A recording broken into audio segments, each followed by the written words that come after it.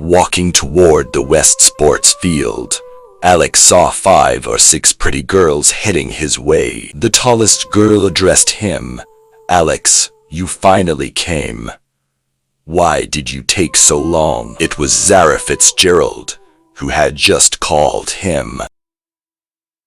Zara took out $10 and gave it to Alex. "Buy 6 bottles of water for the squad." "Captain, why didn't you ask on the phone? I would have bought it on my way over," Alex asked while holding the $10 in his hand. "Heh, why are you in such a bad mood today? It's not fair. What's wrong? Can't you take it anymore?" Zara's eyes opened wide as she opened and closed her mouth.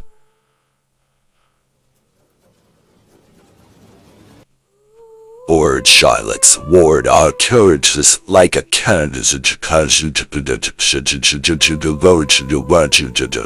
No. All right, I'll go buy it now, Alex said, choosing to go and buy the water rather than argue with Zara Fitzgerald. When Alex returned with the water, he gave the $4 change to Zara. The girls from the cheerleading team each took a bottle and drank the water from it. "Alex, fan me," Zara Fitzgerald ordered Alex. Alex had nothing else to do, so started to fan Zara. They were sitting on a nearby basketball court, watching the school basketball team practicing for a match. After resting for half an hour, Zara clapped her hands and called the cheerleaders to continue practicing. Alex sat alone in the grandstand and watched Zara and the rest of the squad practice. The seats around him were all filled with the girls' bags and training equipment. Alex heard someone say, "Hello, why aren't you playing with them?" A girl walked over from the side, smiled at Alex, and sat down beside him. Alex was stunned for a moment. This girl had long hair, an oval face, snow-white skin, clear black and white eyes and a friendly expression. "Hello," Alex replied. Just as Alex was about to say something else, a tall boy wearing a Lakers jersey walked over and said, "Hi beautiful, why are you bothering with him? He's just the babysitter of the cheerleading squad.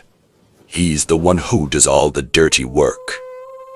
I've no idea why Zara Fitzgerald let him join the squad when he's so poor. "Oh," the girl looked at Alex kindly. "Before you came, this loser was fanning the girls in the cheering squad. That's all he's good for."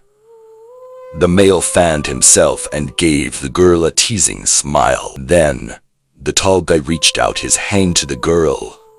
"Hello, my name is Dean Marshall. I'm the star player in the school basketball team, and I've started my own business. It's doing pretty well. My annual income should only be around $2 million. What do you think of that?" The more he looked at her, the more he liked her. With his good looks and other attributes, he knew that he could win any girl he wanted. The girl glanced at Dean's outstretched hand in hesitation but took it. She just looked at him and smiled. "Hello, I'm Rachel O'Connor, a friend of Zara." Dean took his hand back, a little embarrassed, and said, "Rachel O'Connor. That's a nice name. Zara and the squad are training, and it's difficult to talk here. Let's go and walk around the field together, and we can have a chat." "Thank you, but there's no need." Rachel smiled faintly. Dean was furious, but he was unwilling to give up on such a beautiful girl. He wanted to stay and fight for her, but just then, someone on the basketball court called out to him and he had to run back to the court. "What's your name?"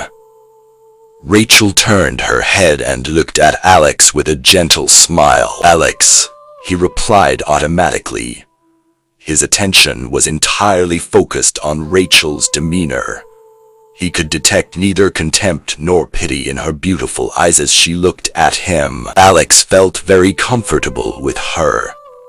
As he looked into Rachel's eyes, he started to smile. Zara Fitzgerald and the cheerleading team completed 2 more jumps. Then Zara walked over to Alex and Rachel and said, "Rachel, why are you talking to him?" Zara looked at Rachel with a little surprise. She pinched Alex's shoulders, then shoved him out of the way so she could sit beside her friend. In a serious voice, she said, "I only hired him because I wanted someone to help me carry the stereo and move the outfits. You can tell from his clothes that he's just a poor slob. I don't care about that. He seems quite nice," Rachel said with a smile. "Quite nice." Zara completely disagreed with her friend. She gave Alex a stern look and said, "I knew it. You only came over to talk to Rachel because you think she's beautiful. Don't you know your place?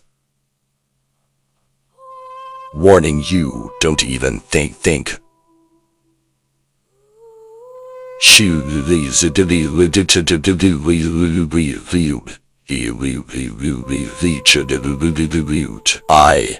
Alex wanted to explain, but he didn't know what to say. "What about me? Seriously?"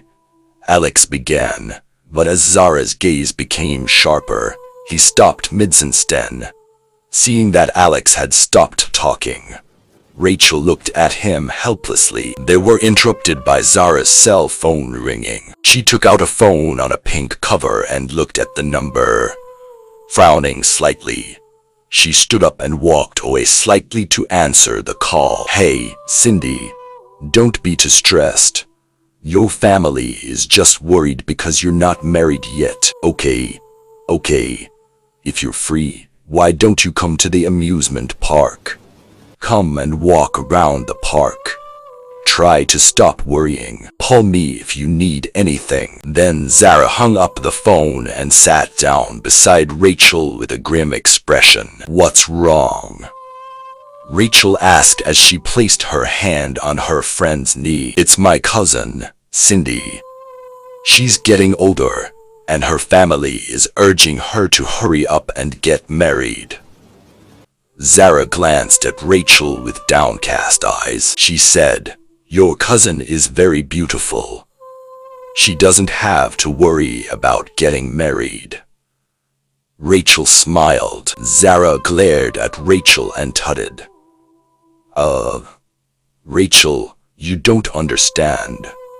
Of course, my cousin is worried about getting married. The problem is who will marry her. You've seen her photo." As she spoke, Zara glanced at Alex with a look of disdain and said, "We can't marry poor losers like him, right?"